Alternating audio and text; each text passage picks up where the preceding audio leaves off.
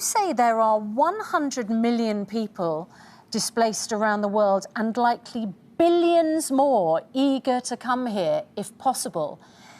On what planet is that likely, and how is that not inflammatory language? Good morning.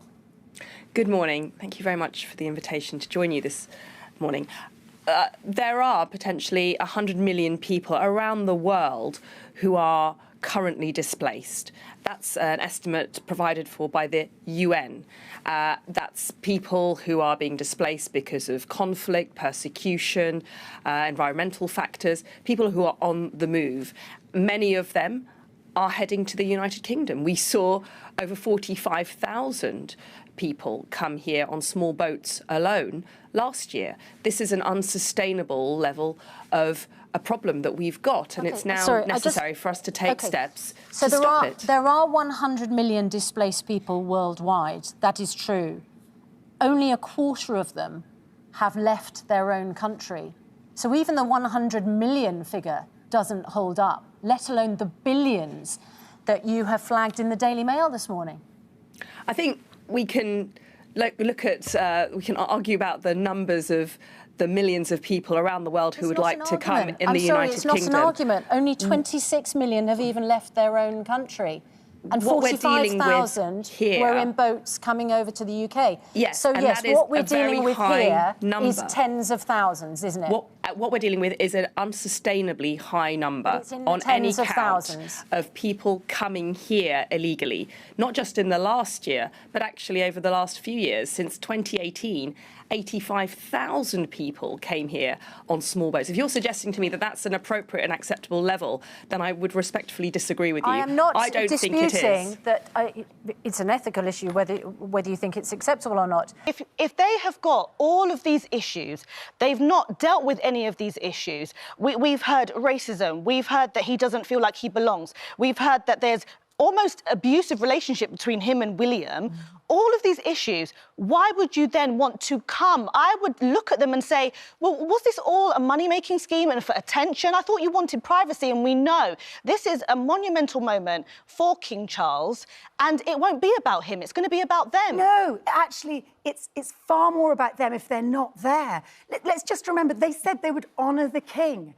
I got suspended several times from school. I still went to that end-of-term ceremony. I felt my authentic self didn't belong in the institution, but I respected a few of the teachers. It's not your family, though. It's not your family. The point is, he was born into this weird hybrid, which, as a nation, we have this weird love-hate relationship with. So does Harry. Cut him some slack, cut them some slack. Why is it more about them if they don't show up? I couldn't disagree with you more. I think if they don't show up, that'll be mentioned, that'll be covered, but then we'll get on with the ceremony. Because it will be flat, it will be noticed, and also it's being played out slightly along national lines as well, sort of America versus Britain, although it isn't, it's far more complex than that. And it will reduce our monarchy. I think it will prevent it from being the global institution we need it to be. So you think it will reduce the monarchy if they don't go? Yes. You think there's a danger? They don't want to be a part of the monarchy. They've made it quite clear. I'm sorry, that's where you're wrong, Lynn. The BBC encouraged Gary in Qatar in the World Cup to be absolutely impartial. So where do the impartiality rules lie? You can criticise people in other countries and other religions, but you can't do it in this country. So this impartiality rule for me does not make any sense whatsoever. I was critical of Gary and the BBC for being completely not being impartial in Qatar, and now all of a sudden, because he's criticising policy in this country, we're saying that is impartiality rules. We can't have it both ways. We now have the highest paid presenter, the most high-profile presenter at the corporation, expressing a political view. Doesn't matter which side it is, but here we are going into possibly a general election in the next 12 months or so. We have the BBC fighting for its survival in terms of how it's going to be funded in future. And if you don't tighten the rules so that this sort of,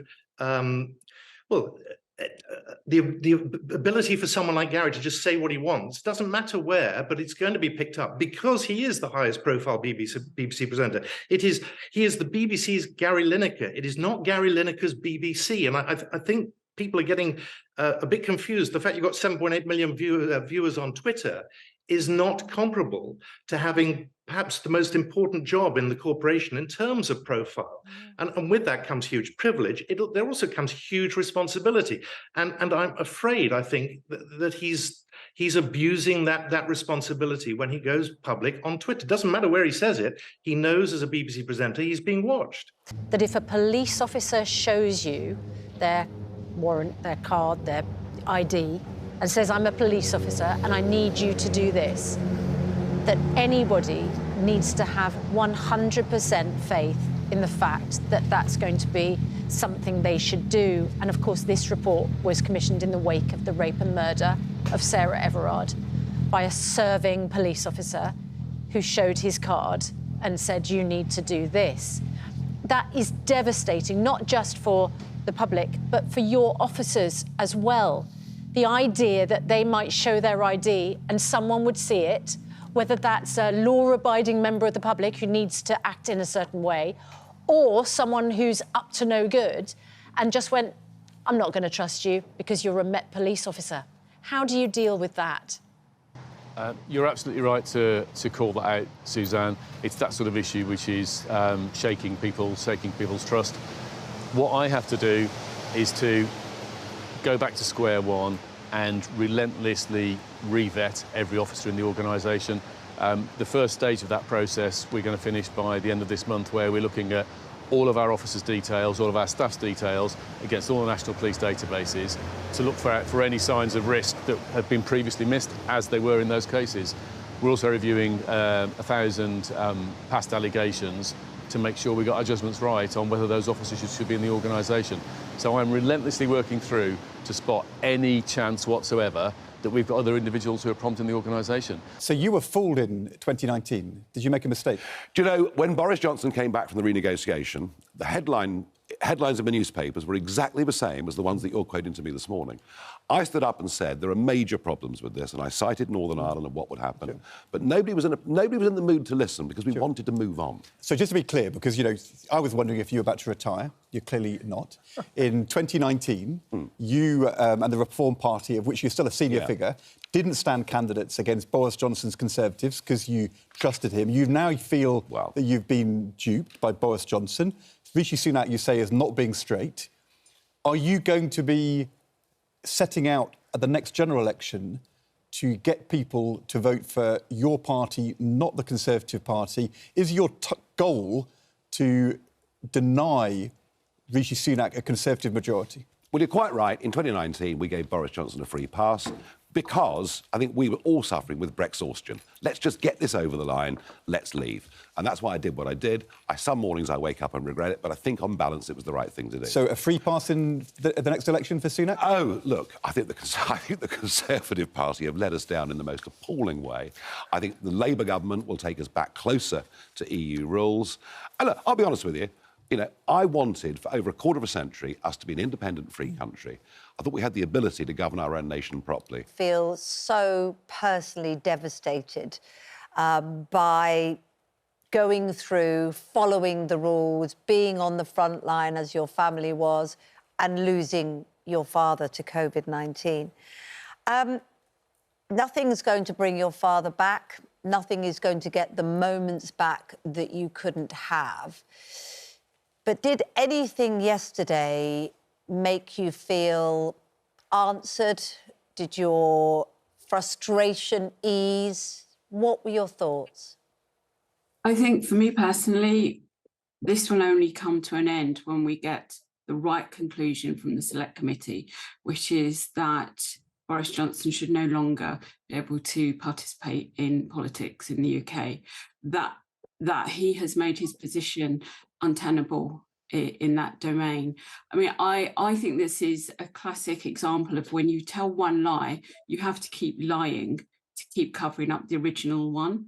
I mean, I think yesterday, as I was watching, and I watched the whole thing, side by side, I was having flashbacks to what I was doing during that time. All those dates that were brought up, December the 18th, January, early January, all those events, the garden party in the summer.